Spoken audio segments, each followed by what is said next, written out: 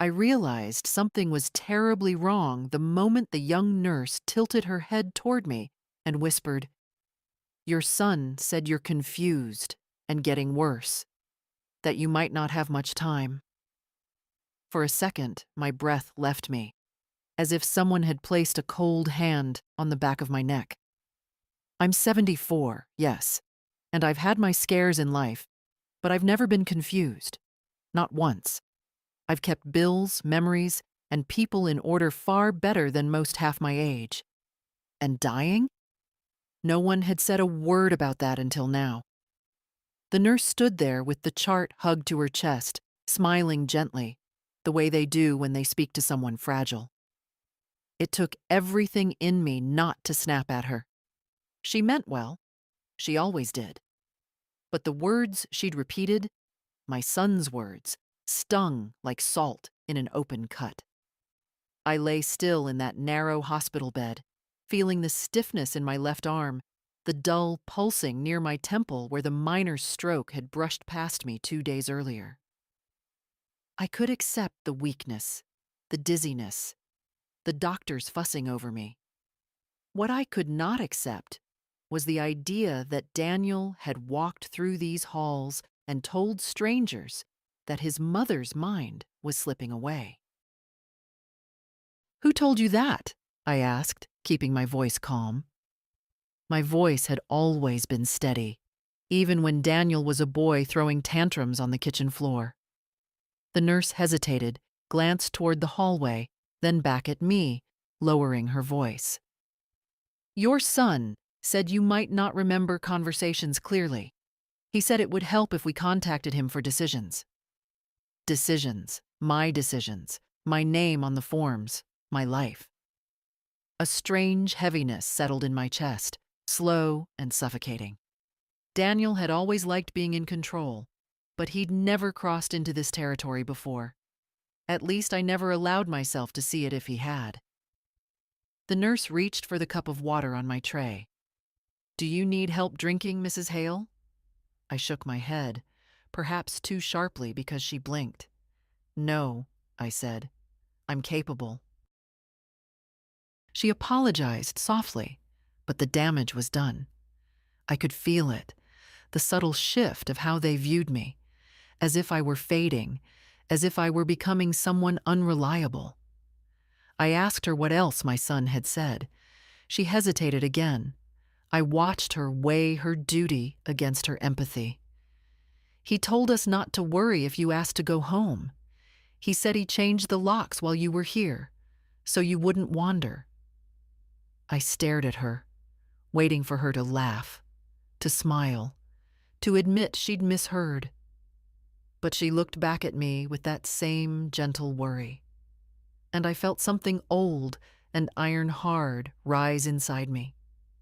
Daniel had changed the locks on my house, the house I paid for, the house where I raised him, the house where I kept every letter his father ever wrote me. "Are you sure?" I asked quietly. She nodded. "He said it was for your safety." My safety. That was the excuse people used when they wanted to take a piece of your life while pretending they were doing you a kindness. I closed my eyes for a moment, feeling the sterile air move across my cheeks. The nurse tucked the blanket around me and said something about lunch trays, but I barely heard her. My mind was too loud. My son had made decisions about me without me. He had changed my locks. He had spoken for me. And he had lied.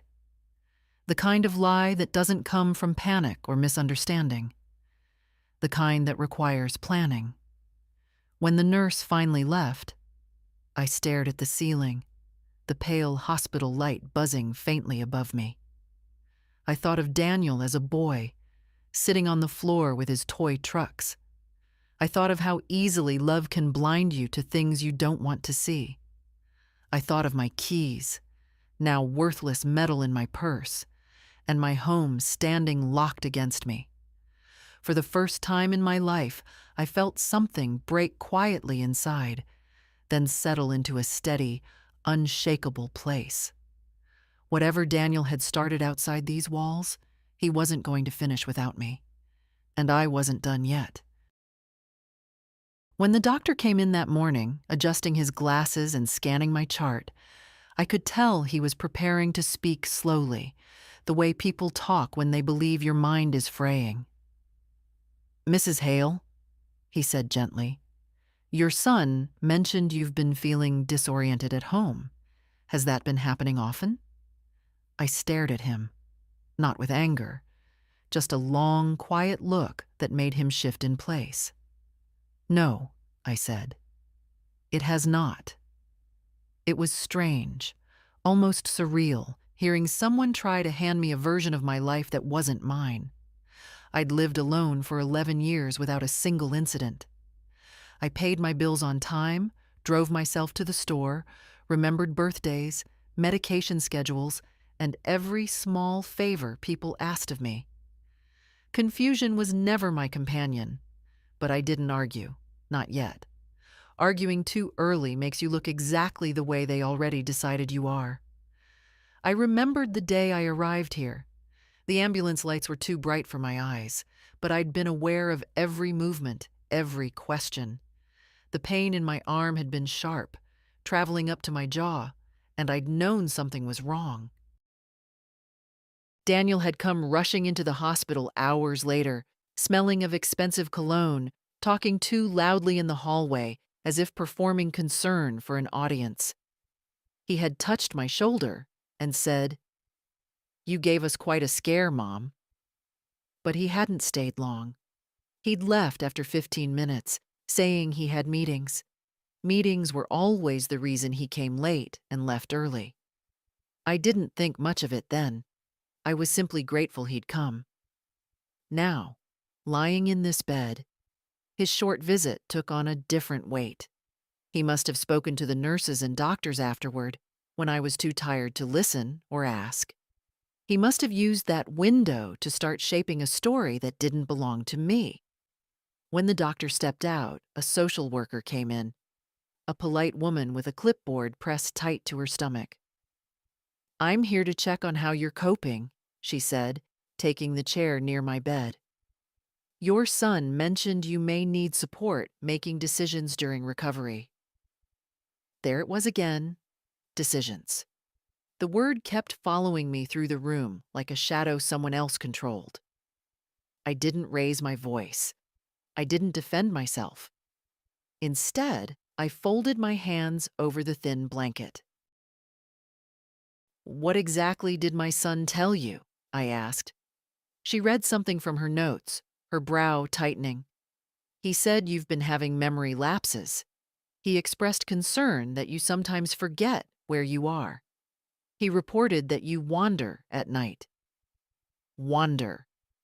I could have laughed if it hadn't been so grotesque. At home, I locked my doors every evening, double-checking each one. Wander. The farthest I'd traveled at night was from my bedroom to the bathroom. But again, I didn't explain. The time for explanations would come later, when I had something firmer than indignation in my hands. Instead, I asked, "And did he mention any examples?" The woman hesitated, flipping through her notes. "No specific ones, just general concerns." Her tone softened. "Sometimes children struggle to see their parents aging. They may overreact." "This isn't overreacting," I said quietly. "This is rewriting." She looked at me more carefully then, as if the fog she'd been told to expect simply wasn't there. She asked a few orientation questions, my address, today's date, the name of the president. I answered each one without hesitation. She nodded slowly, a crease forming between her eyebrows. "May I ask," she said, choosing her words, "has your son ever handled your legal decisions?" "No," I answered. "He has not." She made a note, one she didn't let me see, but her posture changed, more alert, less certain about the story she'd been given. After she left, I stared at the window for a long time. Outside, the parking lot glimmered under the cold sun. Cars came and went, People came and went. Life moved normally for everyone except me, lying in this stiff bed, being slowly painted into a corner I never stepped into. I thought of Daniel as an adult, successful on paper, always talking about opportunities, investments, renovations. He'd asked me for help many times over the years, and I'd given it because that's what mothers do. But there had always been a thin line between asking and taking, and I sensed, deep down, that he had crossed it long before this hospital stay. Now he wasn't asking anymore. He was claiming. Later that day, when the evening nurse checked my vitals and adjusted the pillows, I asked her, "Has my son called?" She looked uncomfortable. "He phoned earlier," she said carefully, "but he asked us to contact him directly about all updates. He said you might forget to pass things along." I thanked her, though my throat felt tight. I remembered my house exactly as I'd left it 2 days ago. Keys in my purse, porch light off, kettle on the stove. Nothing confused, nothing chaotic. I remembered every detail, and I knew, with a clarity sharper than the ache in my arm, that none of this was a misunderstanding. Something deliberate was unfolding. I just didn't yet know why. I lay back against the pillow, letting the quiet settle around me. The hospital hallway hummed faintly, a low, mechanical sound. I clicked the call button off and folded my hands once more. Whatever Daniel was constructing, he was doing it without expecting resistance. He'd forgotten who raised him. And he'd forgotten that I'm still here, just not for long on his terms. That night in the hospital, sleep refused to come. Every time I closed my eyes, I saw the nurse's uneasy smile, the social worker's clipboard pressed tight to her chest, the doctor's softened tone as if he were handling glass. They were all looking at me through Daniel's words, not through their own eyes. That was the part that bothered me most. Not the insult, not even the lies, though each lie felt like a stone placed carefully on my chest, but the fact that people believed him before they bothered looking at me. Near midnight, the hallway quieted. Machines hummed. A cleaning cart squeaked past my door. I turned on the dim lamp above my bed and studied the small whiteboard where they'd written, "Orientation checks recommended." Under it, "Contact son for updates." Those 2 sentences told me more than anything they had said out loud. I pressed the nurse call button. When the night nurse appeared, a soft-spoken man named Henry, I asked him plainly, "Why did the team add orientation checks to my board?" He hesitated. "Your son expressed concerns," he said finally. "We have to take family reports seriously." "Do I seem disoriented to you?" I asked. He looked at me, really looked for the first time. His eyes softened with something like apology. "No," he said, "you don't." When he left, I reached for my purse on the bedside chair. My fingers brushed over my keys, my house key, still taped with a small red sticker I'd added years ago to distinguish it from the mailbox key. That key opened the door to my kitchen, where the clock above the sink ticked softly every night. That key opened the door to my small back porch, where Daniel once helped me plant hydrangeas. That key had never failed me, but now, according to the nurse, it opened nothing. The thought made me sit straighter in the bed. My heart wasn't racing, just working harder, like a long-neglected muscle trying to remind itself of its purpose. I held the key between my fingers until my hand grew tired. A small, solid piece of my life, and now meaningless because my son had turned it into a dead object. I placed it back in my purse and closed the zipper. In the morning, I made a decision. Not a dramatic one, Those belong to people who live loudly. Mine was quiet, the kind that settles into your bones and stays there. I decided I would collect information. I would ask questions without showing that I was asking. I would observe the way the staff talked to me, the way they talked about me. My life was being rewritten, and if someone was writing a false story, I wanted every page. During breakfast, the social worker returned. She tried to hide her careful glances, but I saw each one. "Did my son mention when he last visited the house?" I asked, stirring my oatmeal though I wasn't hungry. She blinked, caught off guard. "He said you'd become anxious at home, that you sometimes misplace items and accuse people of moving them." Accuse people. I let that sit in the air for a long moment. "Did he bring any proof?" I asked. She shifted in her chair. "No, but family accounts are important to consider." "Important? Yes, but not infallible." She cleared her throat. "You should know he asked about longer-term care options. He said he wanted you somewhere safe." Safe. There was that word again. A word that too often means out of the way. I kept my face calm, but something inside me tightened, slow and steady. "Did he ask before or after speaking to the doctor?" She checked her notes. Before? Before? Meaning he hadn't even waited for a medical recommendation. After she left, I asked one more question. To the nurse delivering my medication. "Do you have the notes from when my son checked in with staff on the first day?" The nurse hesitated. "I can't show them, but I can ask someone from administration to speak with you." "Please do," I said. Later, a middle-aged administrator with a stiff walk appeared at my door with a folder tucked under his arm. He didn't show me the contents, but he summarized them. And each sentence he read sounded like a verdict written in advance. "Your son reported increasing confusion at home. Your son stated you've wandered outside at night. Your son mentioned you may not remember important conversations. Your son requested we contact him first for care decisions. Your son said he had changed the locks for safety." Each phrase built a cage that didn't fit me. I listened without interrupting.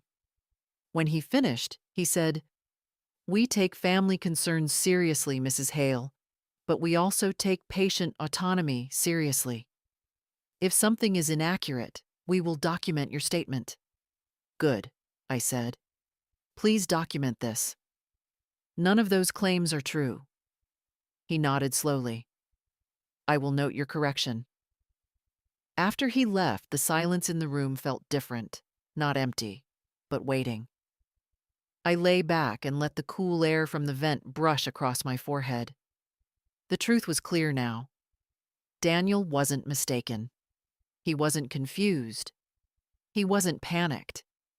He was preparing something. And if he thought I would slip quietly into the version of me he'd described, he had forgotten everything about the woman who raised him. I may have been lying in a hospital bed, but my mind had never been sharper, and I intended to use it. By the next afternoon, the hospital felt smaller, as if the walls had moved closer during the night. I'd spent hours replaying the same sentence the nurse had whispered. "Your son said he changed the locks so you wouldn't wander." That wasn't just concern. That was intention. And it was becoming impossible to pretend otherwise. When the day nurse came in to take my vitals, she spoke with that same polite carefulness I was growing used to. She tightened the blood pressure cuff around my arm and said lightly, "Your son called again. He asked us to remind you he'll handle things at home until you're fully stable." Stable. Another word reshaped to fit someone else's story. I didn't answer. I simply asked, "When did he say that?" "About an hour ago," she replied. "He said he was going back to your house after work to finish a few tasks." Tasks. My house. My locks. my life. When she left, I pushed myself upright and breathed slowly until the dizziness eased. I'd been patient enough. It was time to hear the truth from someone who had no reason to lie. I pressed the call button. Henry, the night nurse, appeared even though it was daytime. He must have been finishing a shift. "Can I help you, Mrs. Hale?" "Yes," I said. "Tell me exactly what my son said when he first came here." He hesitated, but something in my voice must have told him I didn't want soothing. I wanted facts. "He told us you'd had several episodes of confusion," Henry said quietly, "and that you might get upset if we asked too many questions. He suggested we limit your involvement in decisions for a few days." Limit my involvement. The phrase hit harder than anything else. My own son, deciding when I should speak, what I should sign, what I should know.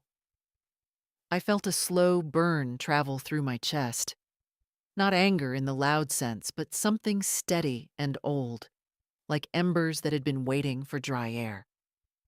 "Did he say anything about my house?" I asked. Henry looked uncomfortable.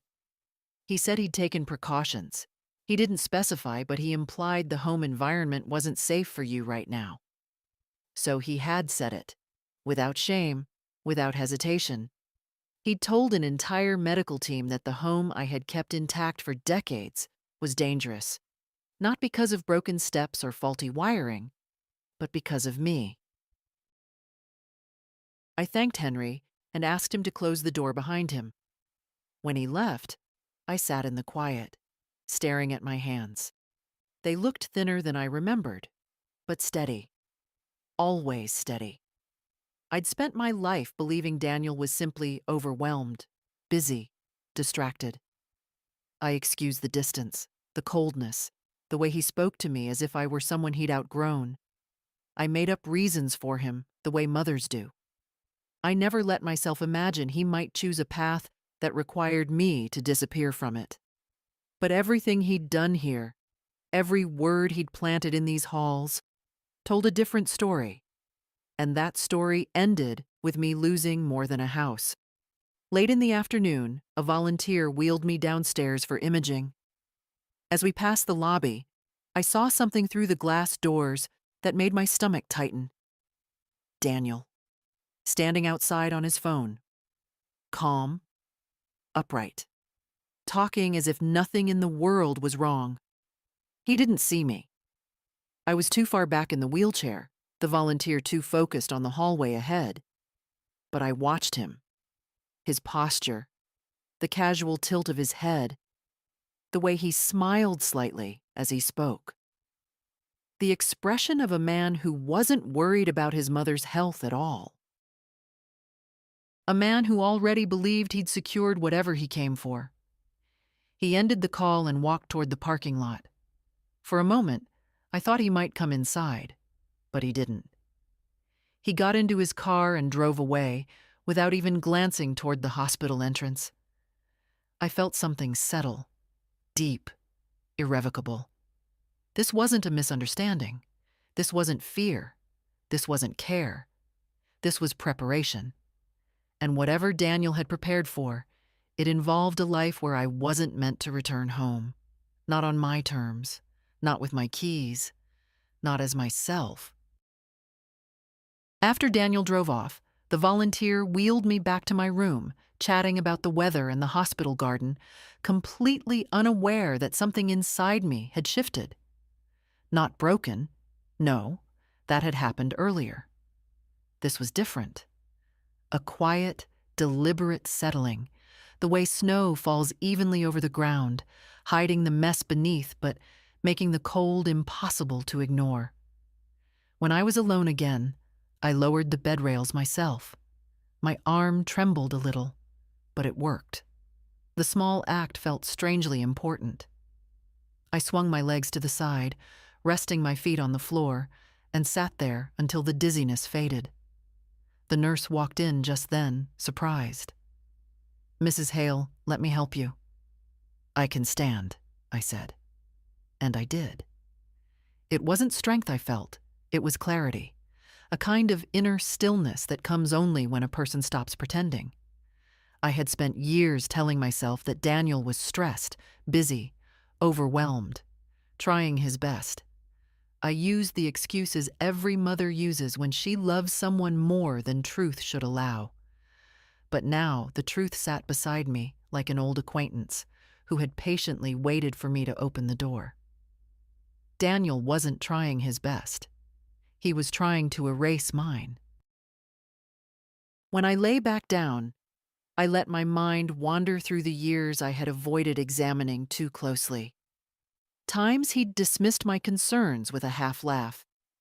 Times he'd borrowed money with promises that dissolved in the air. Times he'd spoken to me not as a son, but as a man slightly embarrassed by the woman who raised him.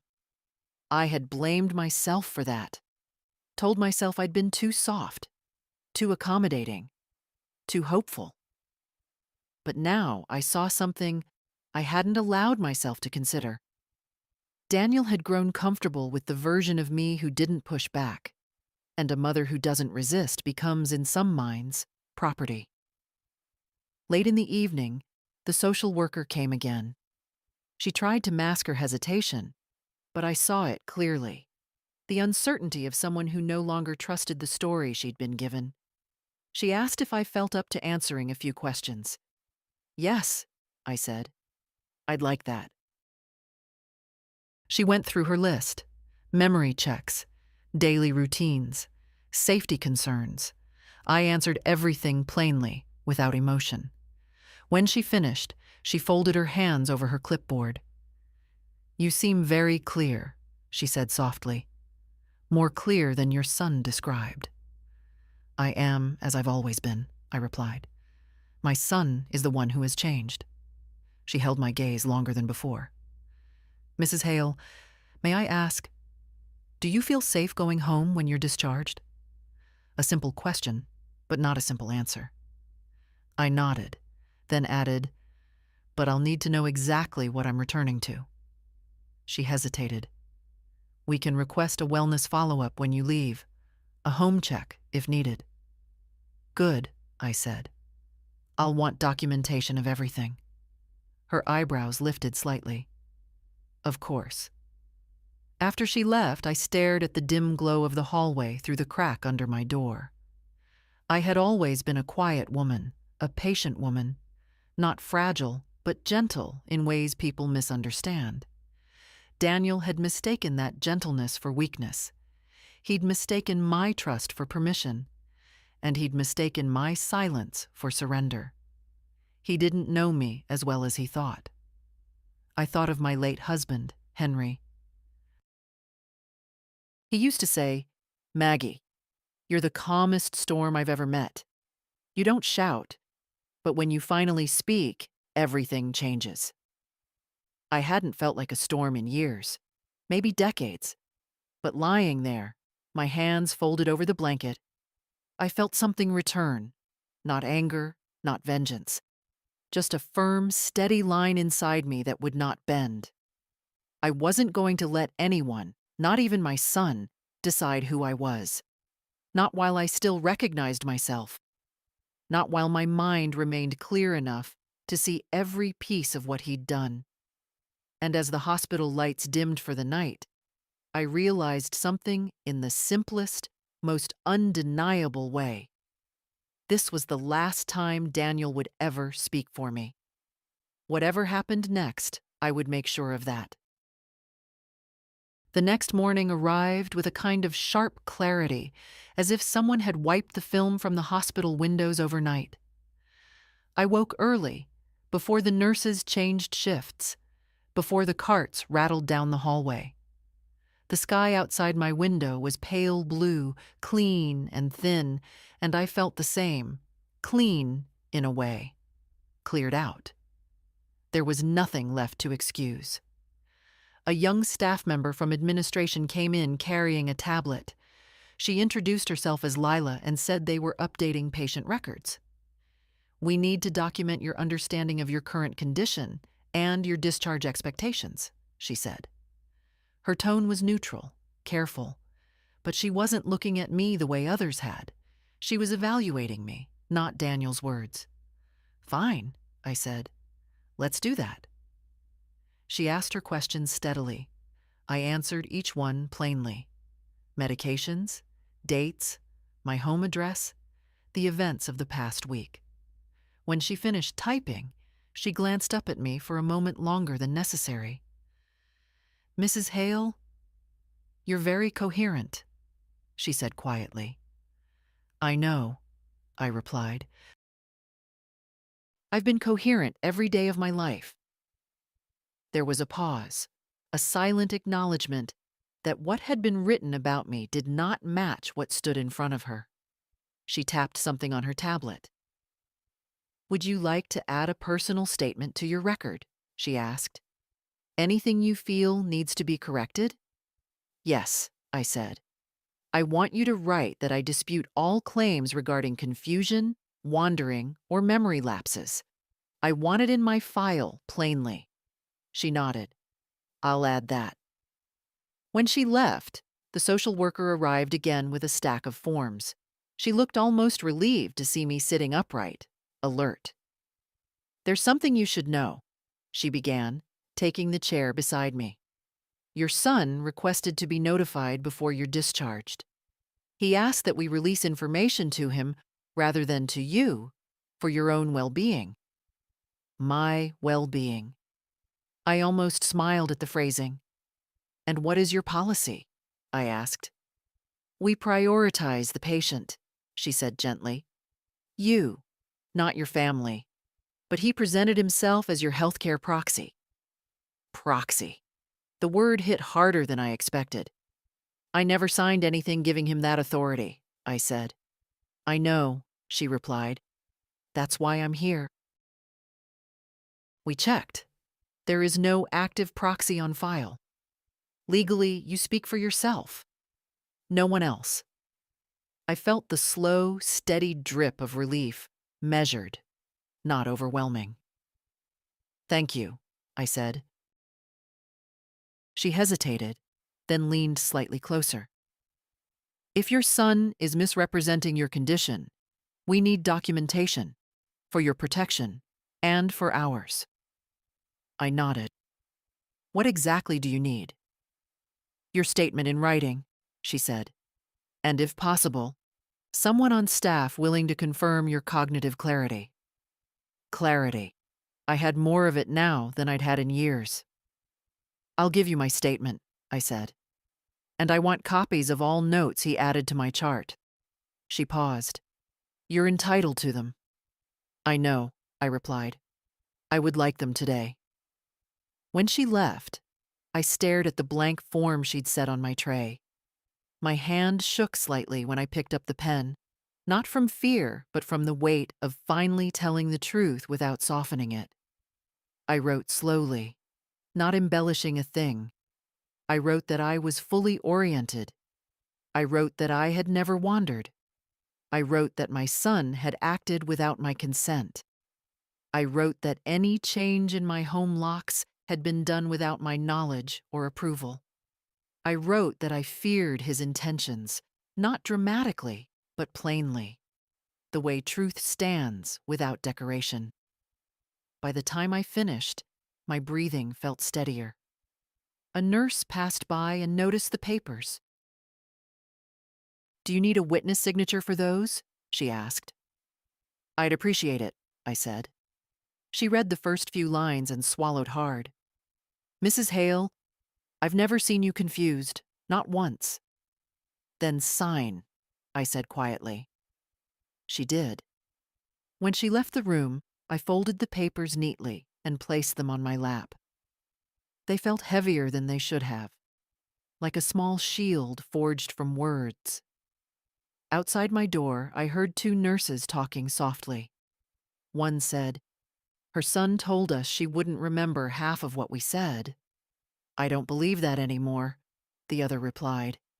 For a moment, I just sat there, listening. Around me, a story had begun to crack.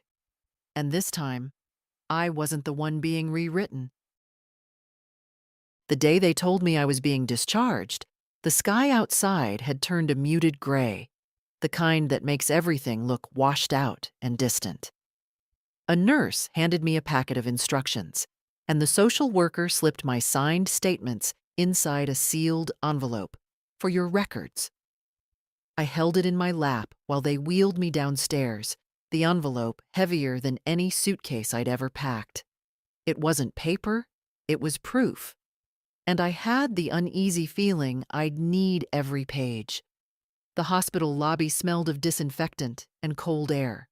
People hurried past with their coats half on. I sat near the sliding doors while the transport aide went to arrange my ride. I didn't call Daniel. I didn't even consider it. He had made sure the hospital believed I wasn't capable of handling my own decisions, but he hadn't expected I'd be walking out with a folder full of his words, recorded in black and white. The aide returned and pushed my wheelchair outside. The air was sharp, almost medicinal. A shuttle van pulled up, the driver lowering the step carefully. "Home?" he asked. "Yes," I said, though the word felt foreign now. As we drove through familiar streets, everything looked almost the same. My grocery store, the park bench where I'd read on warm mornings, the bakery where I bought cinnamon rolls when Daniel visited. Except he hadn't visited much lately. And now I understood why. He'd been spending his time somewhere else, my house, making changes I had never agreed to. When the shuttle stopped in front of my home, I hesitated before stepping out.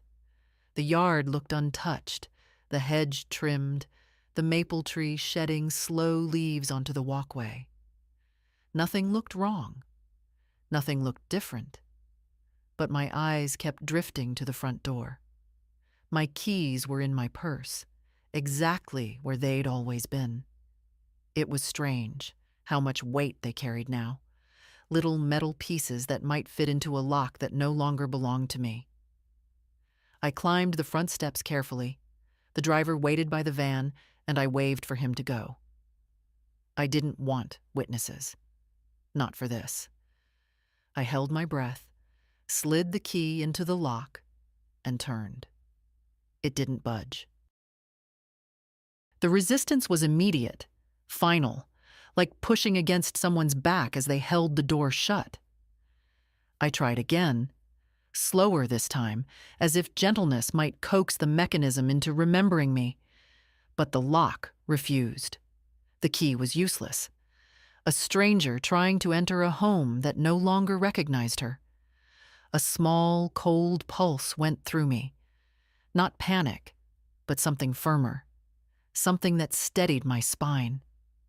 I stepped back, looking at the house with new eyes. The curtains were different. My old beige ones had been replaced with deeper colored ones I'd never seen. Someone had been inside long enough to make choices. Someone comfortable enough to act like the owner. I walked along the porch toward the window near the living room. Peering through the glass, I saw boxes stacked neatly near the sofa. My handwriting was on some of the labels. Kitchen drawers, hall closet, master bedroom linens. My things, packed, organized. As if I were moving, though I had told no one I planned to move. And there, beside the boxes, was something else. A brochure, glossy, bright. A senior living facility 30 minutes away. I knew the place. It presented itself as a resort, but everyone knew it was more of a holding pen, somewhere to place the elderly when convenience outweighed affection. Daniel had left it on the coffee table. My own living room, my own table, my own future, laid out without a single conversation. I placed my hand against the window glass, the cool surface grounding me. This wasn't confusion. This wasn't a mistake. This was deliberate.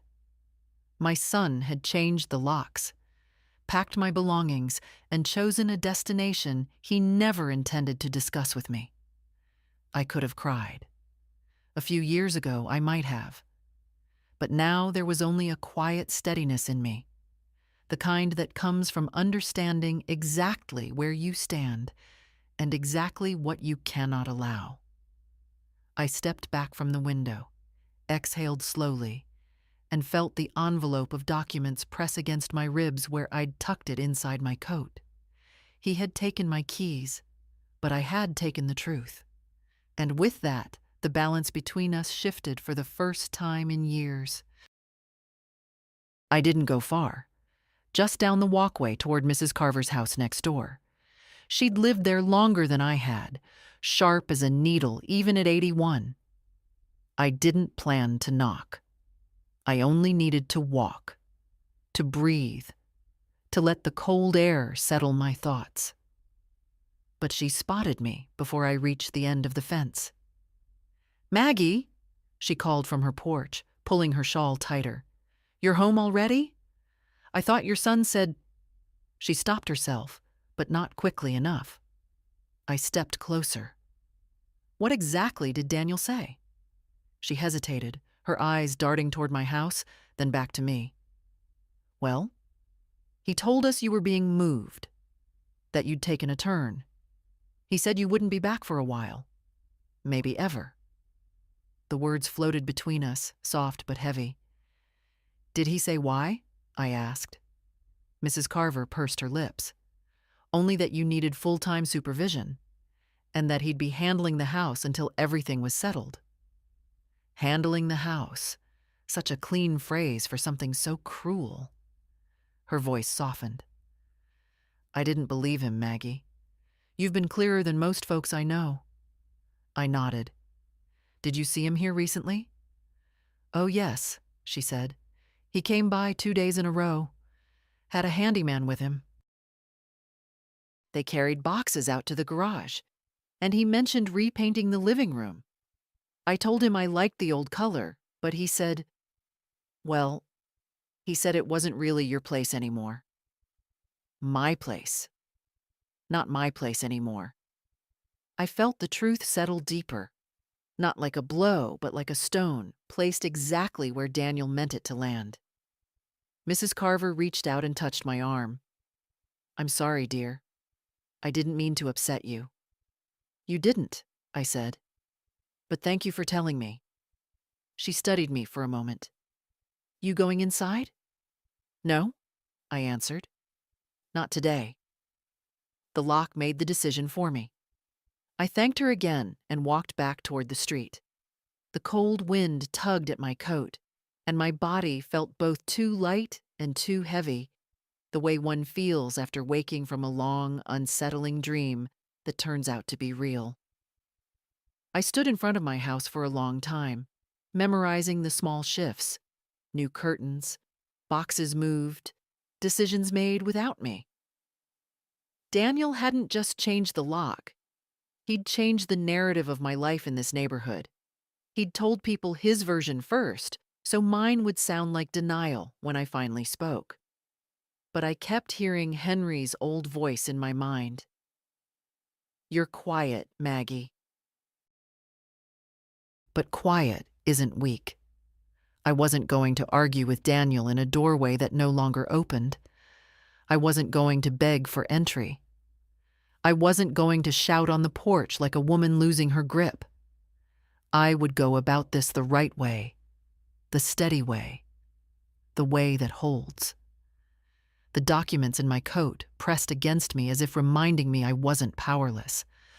I turned away from the house and began walking, not quickly, but with purpose, toward the main road, where taxis passed every half hour. My steps were slow, careful, but each one felt stronger than the last. If Daniel had built a plan while I was in that hospital bed, then he'd forgotten one thing. I was no longer lying down, and I had just begun to stand back up.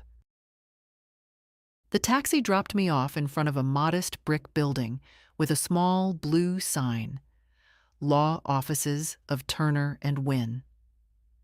I had been here once years ago when Henry and I updated our wills. I remembered the quiet of the waiting room, the faint smell of paper and old carpet, and the firm handshake of Mr. Turner. He was older now, much older, but when his receptionist brought me in, he stood the moment he saw me. "Mrs. Hale," he said, concern flickering across his face, "you look like you've had a difficult week." "You could say that," I answered, settling slowly into the chair across from his desk. "I need help, and I need it documented." He nodded. "Tell me everything." So I did. Not with dramatics, not with tears, just truth laid out plainly.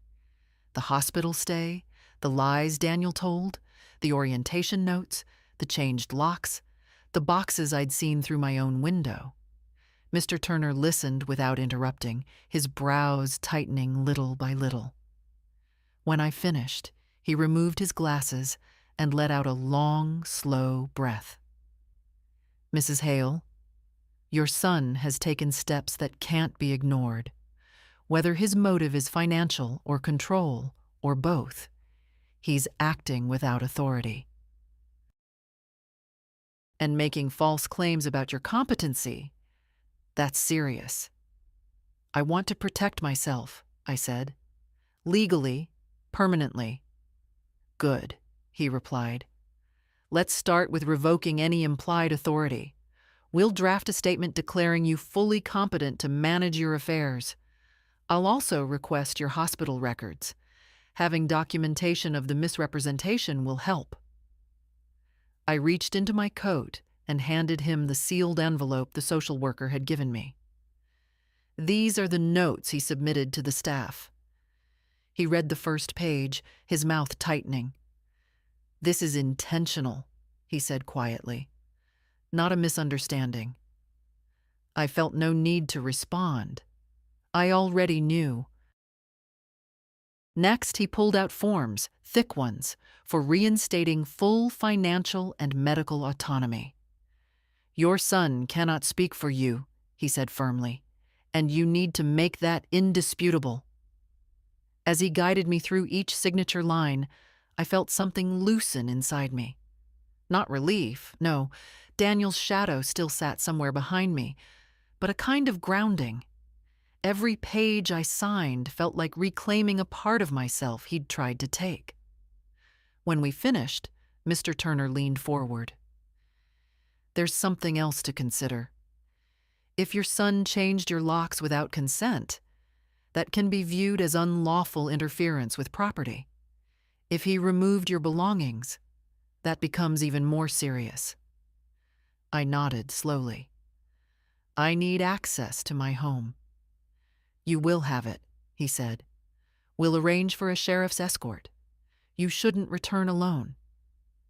His words landed with a kind of finality I hadn't expected.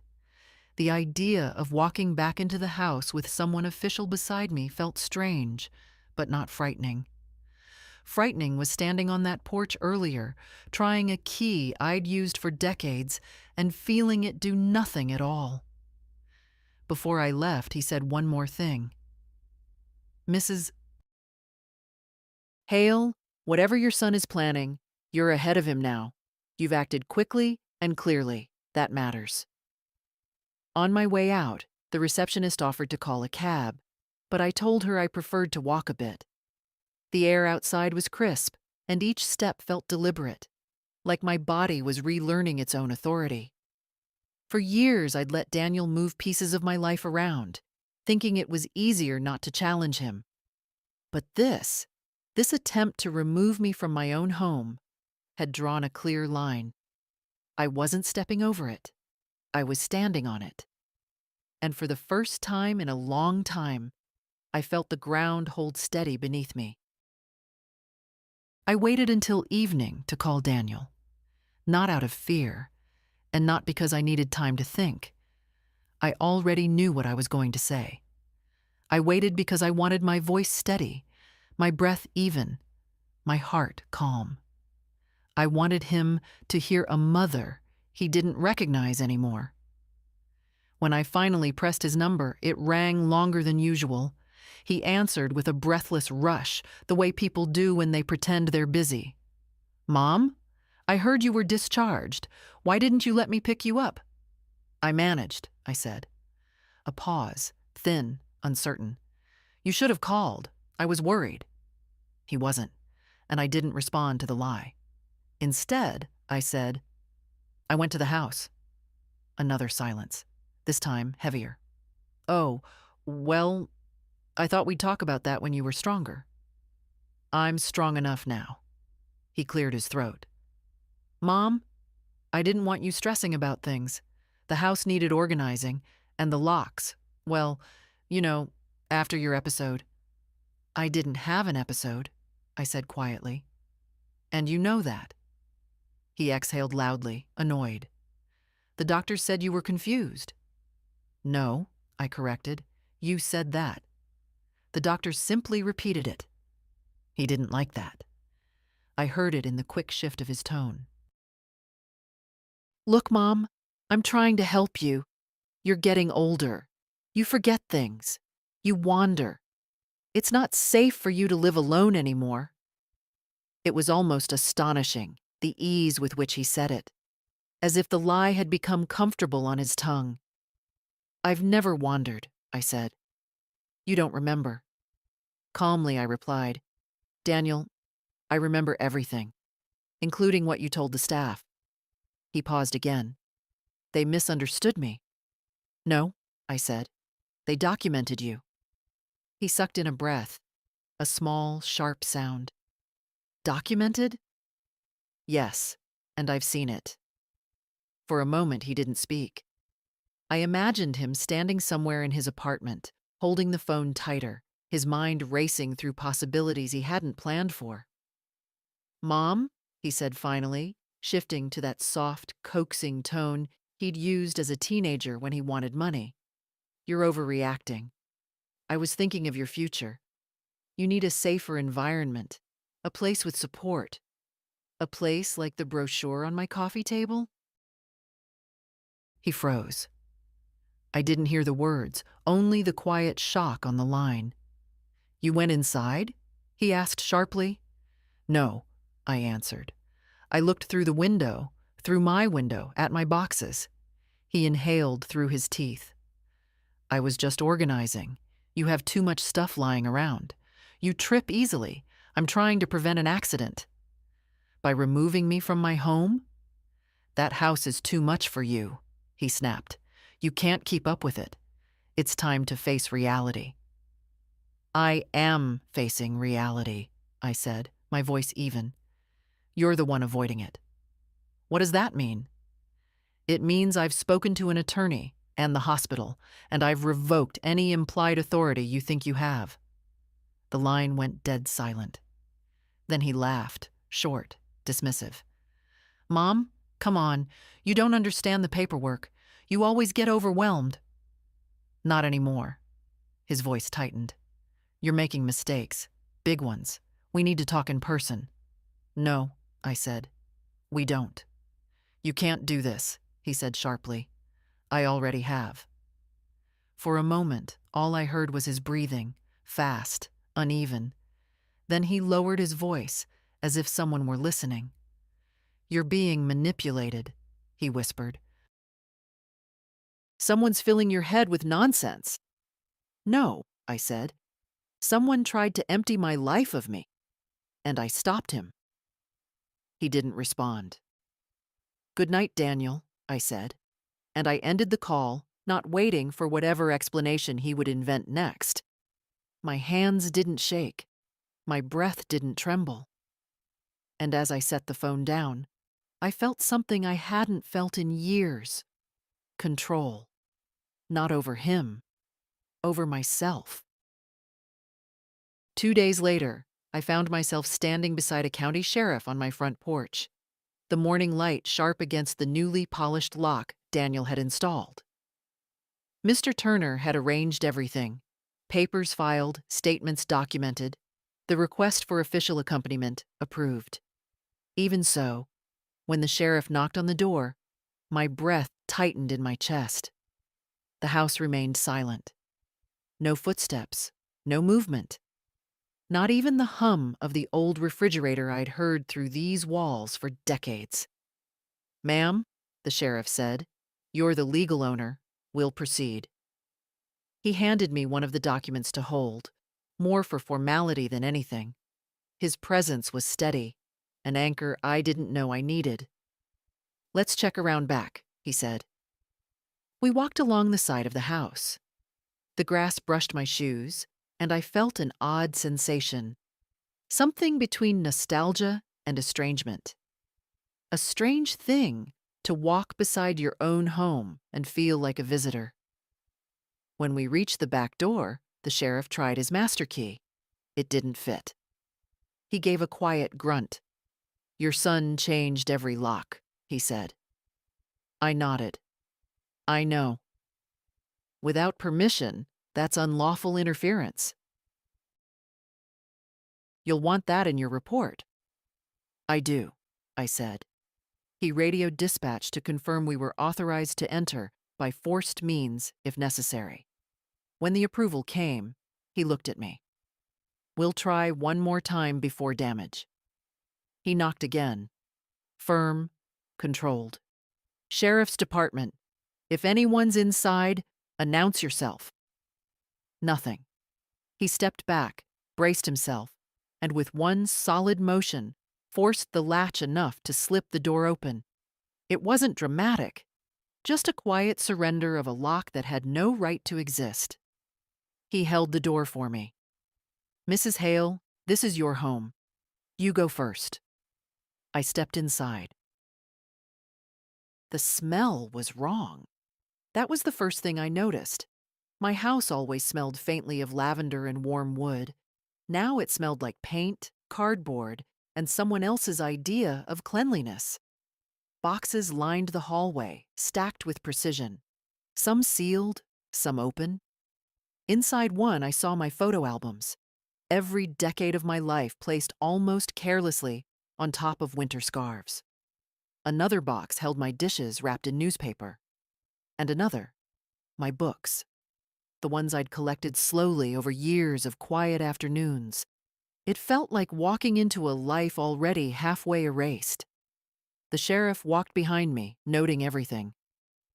He did a lot of packing, he said quietly. Yes, I replied. He planned for me not to return. We moved into the living room. The curtains were new, deep blue instead of cream. My rug had been rolled.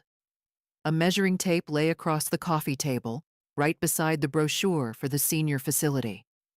The sheriff picked it up, glanced at it, then looked at me with a kind of restrained sympathy. He was preparing to relocate you. I know, I said again. My voice didn't break. I surprised even myself. He documented the scene with photos, careful and methodical. Do you want me to call your son to notify him you've regained entry? No, I said immediately. That call will come from my attorney. He nodded. Good. Better that way. I walked farther inside, touching the edge of my dining table. It was the same table where Daniel had blown out candles as a child, where Henry had read his newspaper every Sunday, where I had folded quilts late into quiet nights. And someone had nearly decided those moments belonged in storage. Mrs. Hale, the sheriff said gently, you're safe now. He can't lock you out again. I turned to him, my hand still on the table. He tried to take my place in this house. But he didn't succeed, he replied. I looked around at the half-packed rooms, the stripped-down walls, the evidence of a life paused without my permission. No, I said softly, not anymore. And for the first time since returning home, I breathed fully. The sheriff stayed while I walked through each room, slow and deliberate. It wasn't grief I felt. It was something quieter, something that settled behind my ribs like a weight that would not shift. My home had been touched by hands that didn't love it. That was the part that stung the most. Not the boxes, not the new curtains, but the absence of care. Daniel hadn't packed my life out of sorrow or necessity. He'd packed it out of convenience. Once the sheriff finished his photographs, he turned to me. "Your attorney will receive the report within a few hours," he said. "You'll have full documentation that your son altered the locks and interfered with your property." "Thank you," I said, and I meant it. He left after reminding me to call if Daniel attempted to enter without permission. The door closed behind him, and suddenly the house felt too still. Not silent, still. An in-between kind of quiet. A quiet waiting to see what I would do next. I walked to the kitchen, opened a cabinet out of habit, and found it empty. Boxes had swallowed nearly all of it. My dishes, my mugs, even the old ceramic bowl Henry had bought at a flea market 30 years ago. The one with the tiny crack that looked like a thin smile. I found it in a box labeled "Fragile," wrapped in newspaper that left gray smudges on my fingertips. I touched the bowl's chipped edge. A small, ordinary thing. But it felt like reclaiming a piece of myself. I spent the next hour unsealing boxes, not unpacking fully, just looking, touching, restoring the order in my mind. It was important to know what he had tried to move, important to see what he thought could be taken without consequence. Around noon, my phone rang. Unknown number. I let it go to voicemail. A minute later, it rang again, this time with my lawyer's name on the screen.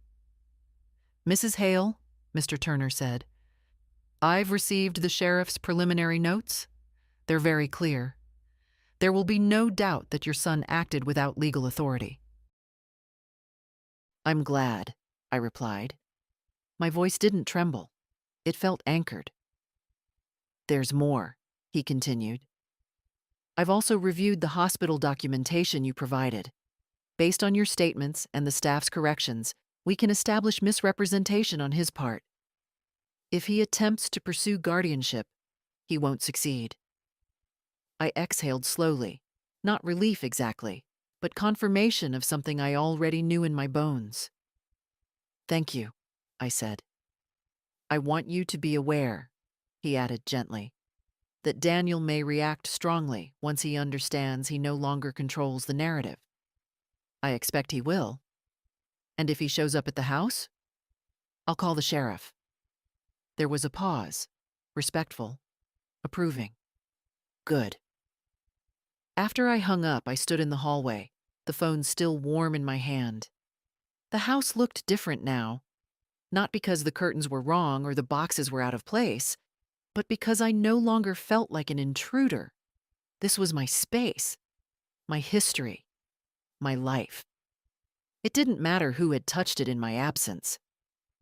I walked into the living room and sat on the bare sofa. The cushions were gone, boxed naturally, but the frame held me just the same. I looked at the brochure still lying on the table and picked it up. A cheerful photograph of older adults smiling at a fake pond stared back at me. Daniel had imagined me there, sitting quietly, tucked away, no longer interfering with whatever plans he had for my house, my finances, my absence. I folded the brochure in half, then in half again, until it was a small, tight square. Not my future. Not ever. And as I set it in the trash bin beside me, I felt, for the first time, something close to peace. Late that afternoon, when the house had settled into its familiar creaks and small sighs, I made myself a cup of tea using the one mug Daniel hadn't boxed, a plain white one with a faint chip along the rim. I held it carefully as I sat near the window, letting the warmth ease the ache in my hands. The sky outside was beginning to dim, fading into that soft bluish gray I'd always liked. I wasn't expecting anyone. I was certain of that. So when a gentle knock sounded, I felt a moment of stillness inside me. Not fear, just wonder at who could possibly be on the other side. When I opened the door, my granddaughter stood there. Emily, 17. taller than I remembered, with that same thoughtful posture she'd had since childhood. She held her backpack with both hands, like she wasn't sure whether she was staying or leaving. "Grandma," she said quietly, "can I come in?" For a second, I couldn't speak. I simply stepped aside. She slipped past me, her eyes moving slowly over the boxes, the new curtains, the shifted spaces. She didn't comment. She didn't pretend it looked normal. And for that, I felt something in my chest soften. "I went to the house," she said, turning toward me. "Dad told me you weren't coming back. But then I called the hospital, and they said you'd been discharged days ago." She swallowed hard. "So I knew something wasn't right." I sat down on the edge of a chair, watching her. "What did your father tell you exactly?" She hesitated. "That you were declining. That you couldn't live alone. That you were confused and needed more help than he could give." I didn't flinch. I'd heard it all before, just from different mouths. "And you believed him?" I asked gently. "No," she said. Her voice didn't waver. "I believed you." She set her backpack down and joined me at the table. In that moment, her face looked so young and so unbearably kind that it tightened my throat in a way nothing Daniel had done ever could. "I saw the boxes," she said, "and the brochure." Her jaw clenched slightly. "He didn't tell me he was planning to move you." "He didn't tell me either," I replied. She nodded, as if she'd expected that answer. "Grandma, what do you want to do? I mean, truly. Not what he wants." I looked at her, this girl with her grandmother's eyes and her father's stubborn chin, and felt something shift again, but in a different direction this time. Not toward anger, toward connection. "I want," I said slowly, "to live in my own home, on my own terms. And I want the truth written down so no one can rewrite it again." Emily reached across the table, her hand resting lightly on mine. Her grip was warm, steady. "I'm here," she said. "Whatever you need. I'm not going anywhere." A simple promise, but it felt like a pillar placed under a part of me that had been leaning too long. She walked with me through the house afterward, opening boxes, asking where things belonged. Not trying to fix anything, just trying to understand what had been done. When she found the photo album of her father as a little boy, she traced the edge of the cover with her fingertip. "He wasn't always like this," she whispered. "No," I said. "He wasn't." We didn't talk about blame. We didn't talk about repair. That wasn't what the moment needed. It was enough that she was there, seeing the truth with her own eyes, not Daniel's version, not the hospital's assumptions, but the quiet reality of a woman standing in her own living room after being pushed aside. When she finally left that evening, she hugged me tightly. "Call me tomorrow," she said. "I mean it." "I will," I answered. And as the door closed behind her, the house no longer felt quite so still, not quite so emptied. A small warmth lingered in the room, like the faint glow left after a candle is blown out.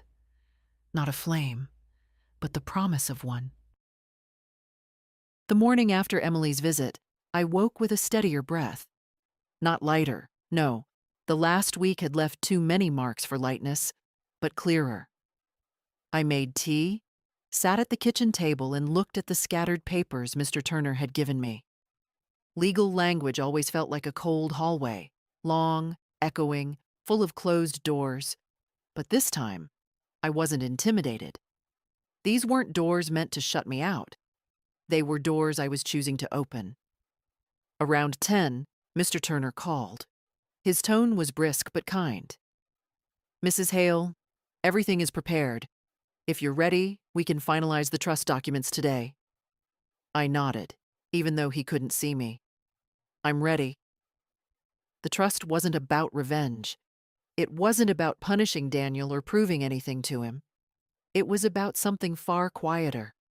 Security.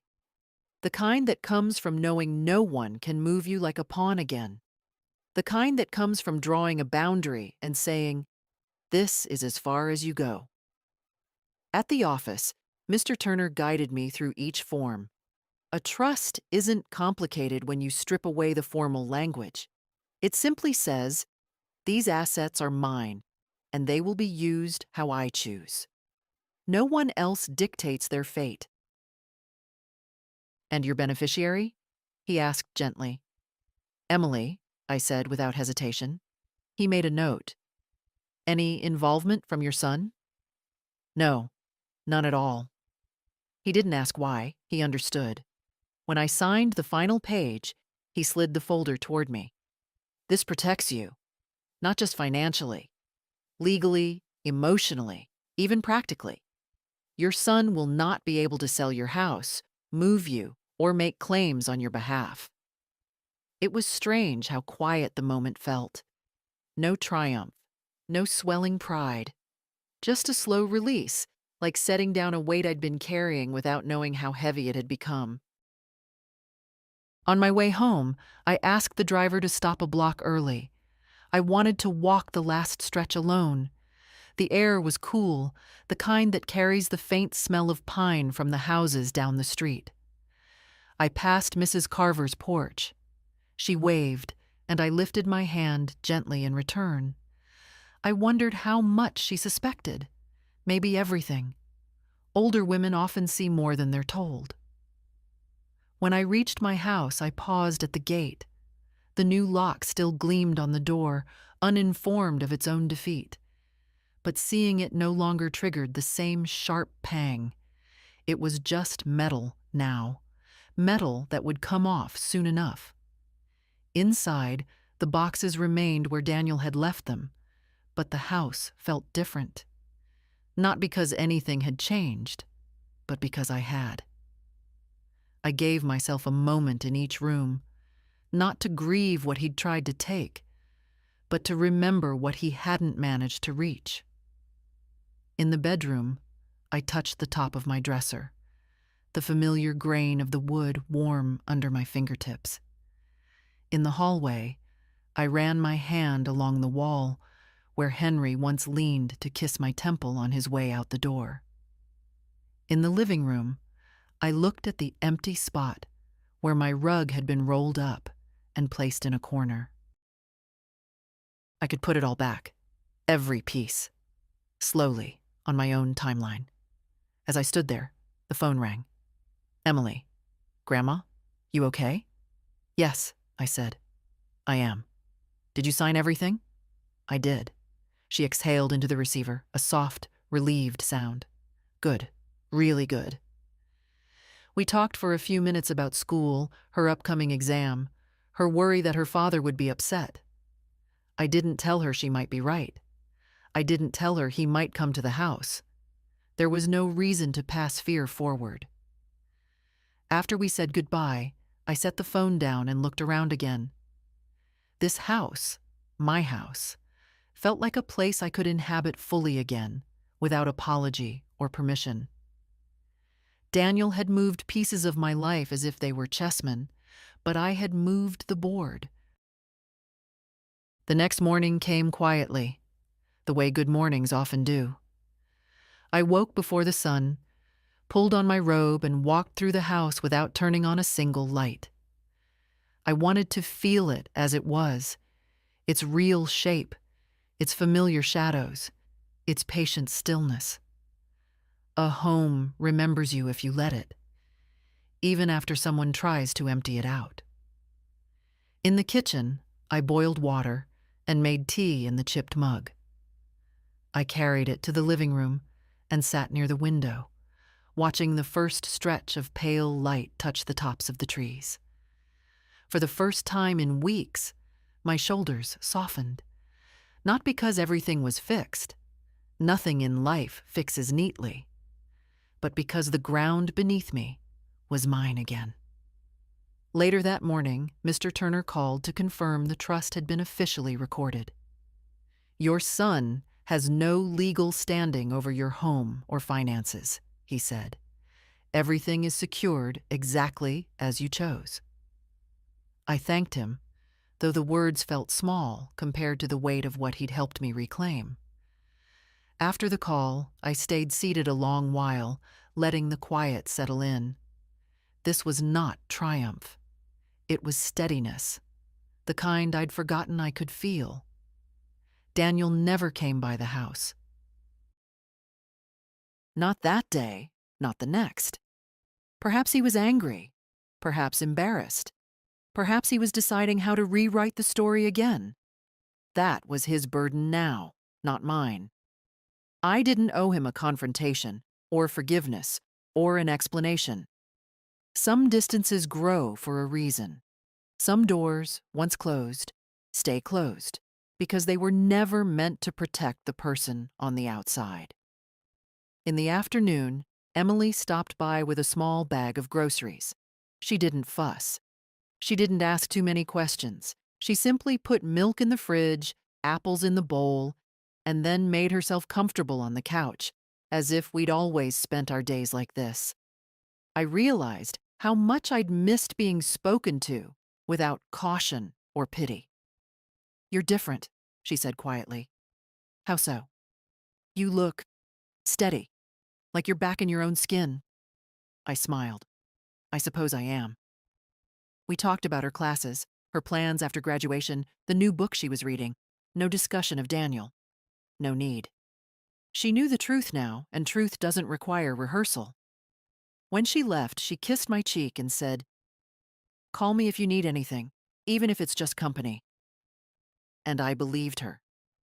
That was the change. I believed her. The house grew quiet again after she walked out, but it wasn't the hollow quiet from before. It was a gentler one, like a warm breath held between moments. I stood in the doorway a long time, looking out at the yard, the street, the place I still belonged to. Daniel had counted on confusion, on weakness, on silence. Instead, he met clarity, resolve, and a voice that refused to disappear. I walked back inside, closed the door, and let the latch settle into place. My lock, on my terms.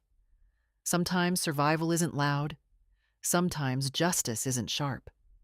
Sometimes the strongest thing a woman can do is simply stay standing exactly where someone tried to erase her. And if you're reading this, if any piece of this echoes inside you, remember this for yourself.